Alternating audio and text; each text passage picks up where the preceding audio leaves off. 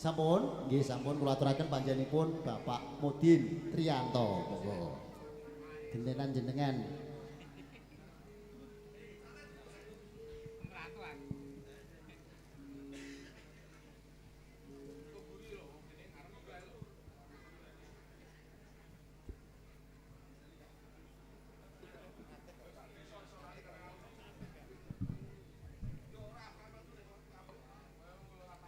Assalamualaikum warahmatullahi taala wabarakatuh.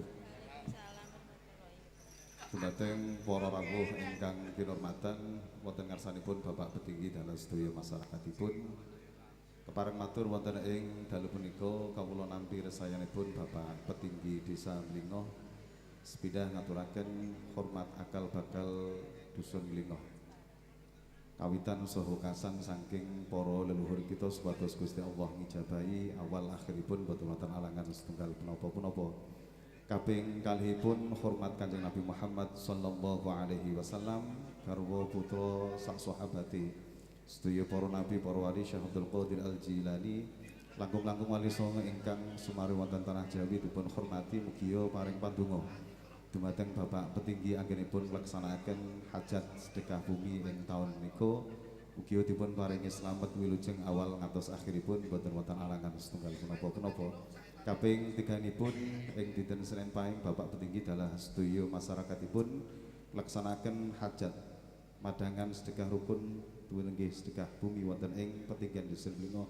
Mugi-mugi sabibaripun nglaksanakaken sedaya hajat menika Desa Mlingo tansah pinarengan gemah ripah loh jinawi tata titi tentrem rahayu lir ing sambikala tansah dipun tebihake saking sedaya balak musibah awal dumugi akhiripun boten wonten alangan setunggal punapa-punapa.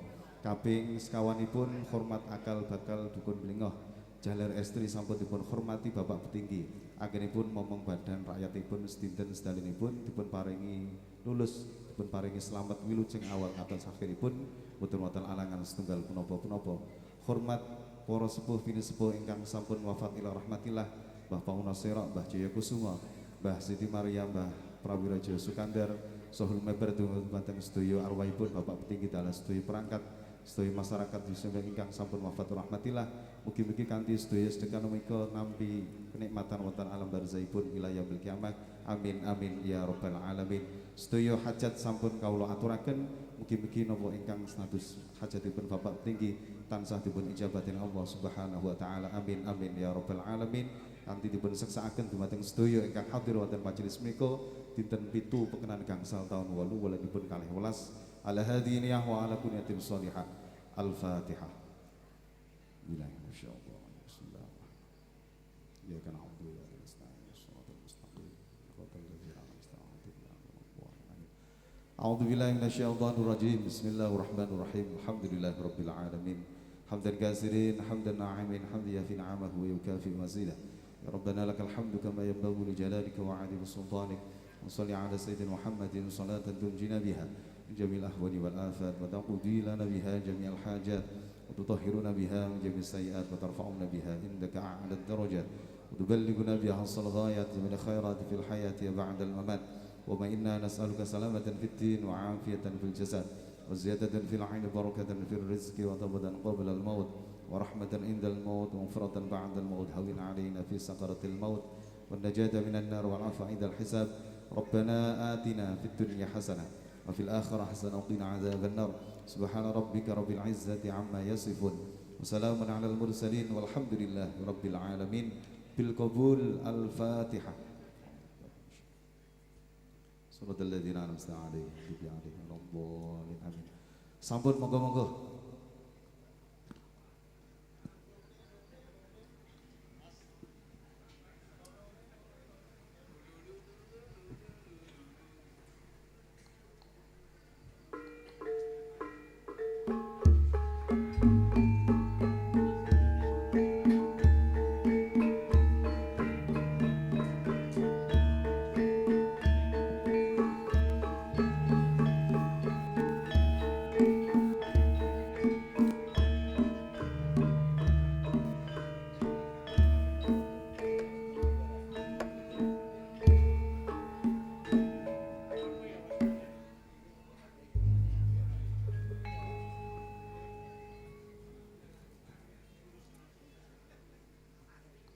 Saking para lenggah kakung Sumawana putri ingkang satu didat kinurmatan, sumangga kula ngaturaken sugeng dahar saha ngunjuk napa pasegan ingkang sampun dipun aturaken pramila ing titi kalodhangan dalu niki kula badhe nindakaken adat tradisi gending eling-eling menika kangge miwiti beksaning wekdal dalu niki dumateng Ibu Sriwati kula aturi ndherekaken kula beksa kanthi beksa gendingipun eling-eling mubeng kaping 3 arah Jarum Jam. Arah Jarum Jam mriki nggih Mas. Ngeten nggih, nggih. Nggih. Monggo dipun wiwiti saking mriki Ibu Sriwati kepareng jumeneng punduti wonten ing sakwingking kula kanthi kereng genipun eling-eling mubeng kaping 3 Pak Dut. Diwiwiti saking mriki nggih Pak Dut nggih, mangke pun titeni nggih. Nggih.